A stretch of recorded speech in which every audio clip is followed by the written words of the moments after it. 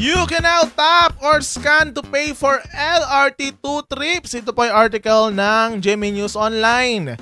So sa mga debit card, credit card at sa mga GCash users, pwede nyo na pong gamitin yan sa LRT True. Buti naman! Mapasigaw sa sayo no? It's a welcome it's a welcome addition para sa more future-headed na Pilipinas, kumbaga, hindi ba?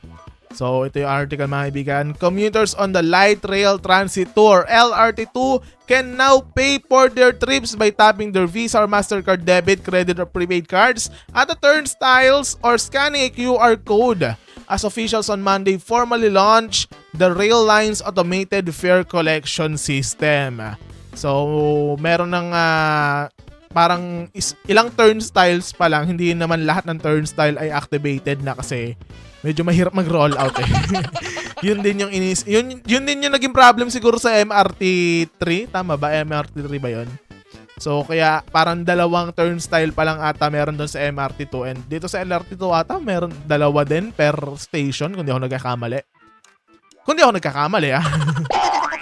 Anyway mga kaibigan, it is powered by the Rizal Commercial Banking Corporation in partnership with Visa. So RCBC po yung nakipag-partner sa LRT2 para basahin nyo na.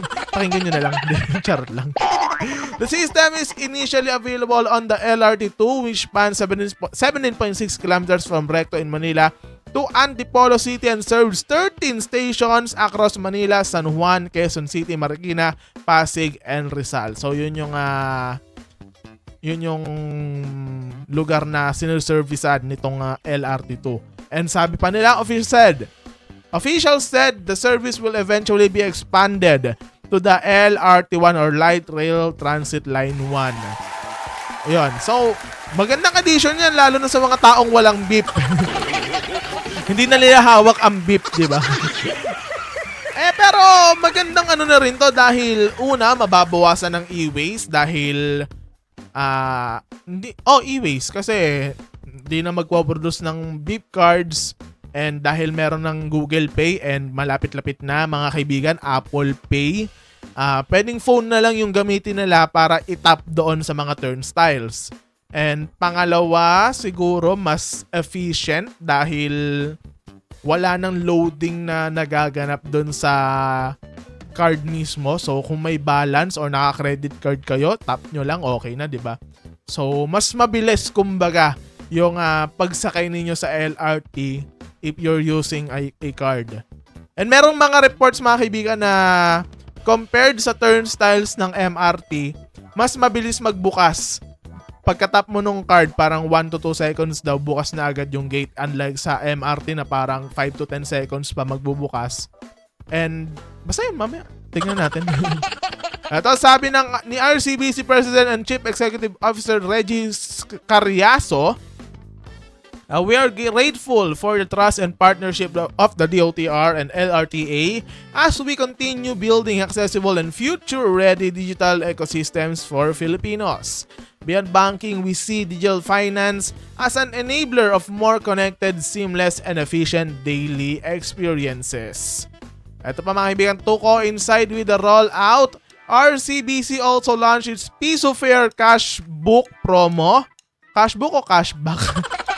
Allowing eligible users to enjoy fair cashback from July 13 to 31. So, sa mga naka-RCBC, ewan ko kung ano eligible cards dito mga kaibigan.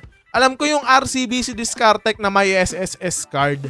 Eligible dito na piso na lang yung magiging fare nyo ata. Kung di ako nagkakamali. If gagamitin nyo yung card na yon from July 13 to July 31 sa LRT2. So, ito sa uli sabi ni RCBC Executive Vice President and Chief Innovations and Inclusion Officer Lito Villanueva, by making computing simpler, faster, and more inclusive, we are accelerating digital adoption, advancing financial inclusion, and bringing the Philippines closer to the digital transport systems found in leading global cities. Villanueva earlier said the LRT2 rollout would precede the implementation on LRT1. So, yun nga, sinabi natin kanina na magkakaroon nga rin daw sa LRT1. So, tingnan natin kung ano yung magiging development niyan.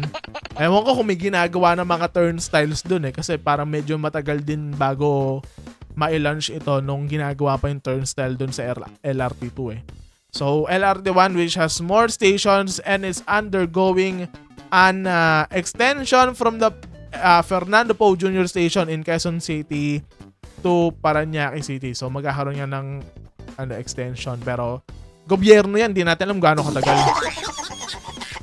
The tap-to-pay service was first rolled out, sabi ko nga kanina, in the Metro Rail Transit Line 3 or MRT3 in July 2025, allowing commuters to use debit and credit cards as well as e-wallets to pay for their fares.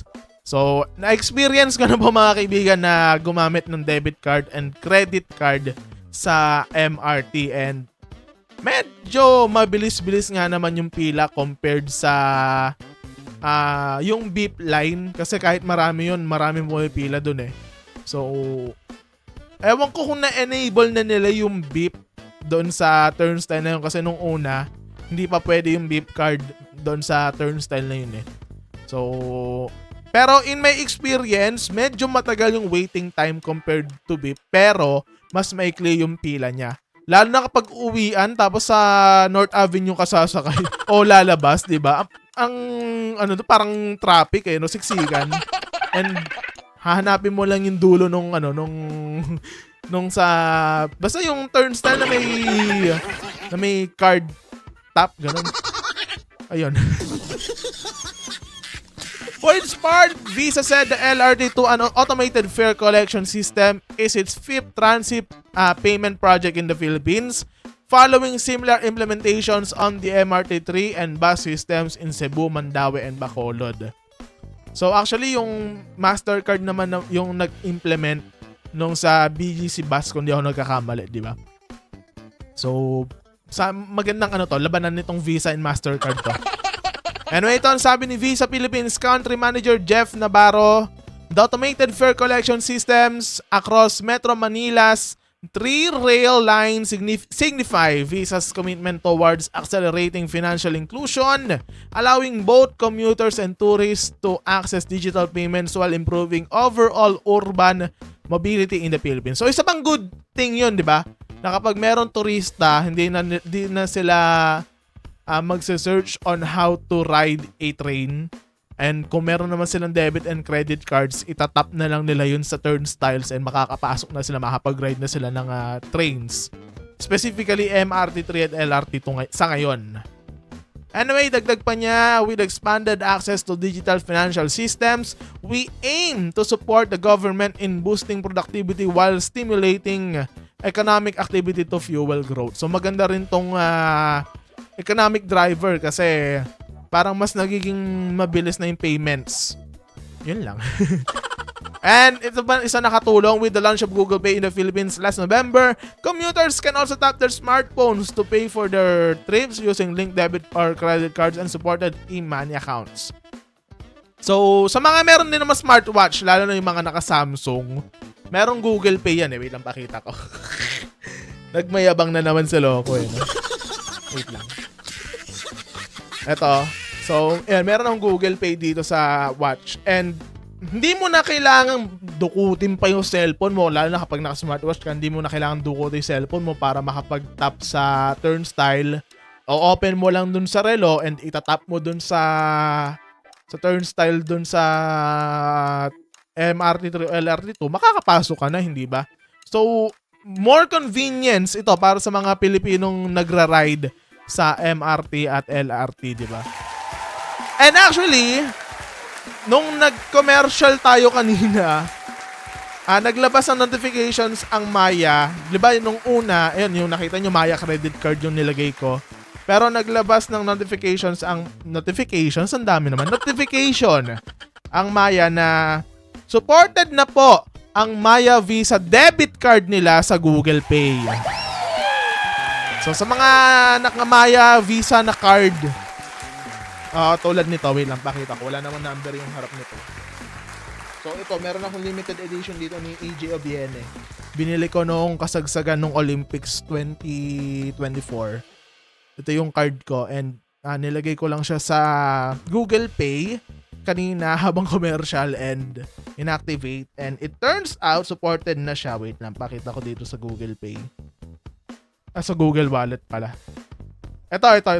Kaso hindi kita yung graphics eh. So, ayun, Maya Visa debit card is now supported in Google Pay. Yan. Bibigay ako.